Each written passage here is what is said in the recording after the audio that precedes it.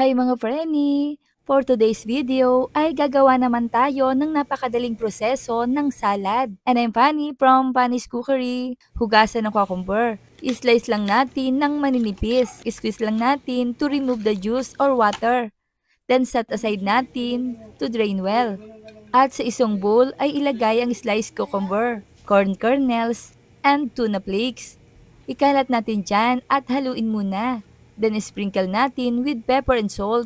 Then mag-add tayo ng 1 tablespoon of sesame oil, 1 tablespoon of lemon juice, 1 medium onion ay sapat ng pandagdag lasa. Ito ang gamit kong mayonnaise mga preni. About 3/4 cup to 1 cup ang ilalagay ko. Then toast together until combined. At kung gusto naman ay mas creamy pa ay mag-add ulit tayo ng mayonnaise.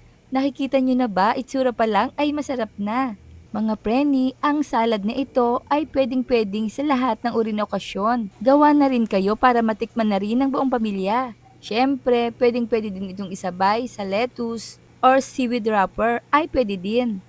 Pwede rin itong ipalaman sa tinapay na talaga namang healthy, di ba? Wow, ang sarap! Try nyo na mga preni dahil pwedeng-pwede rin ito sa mga bata.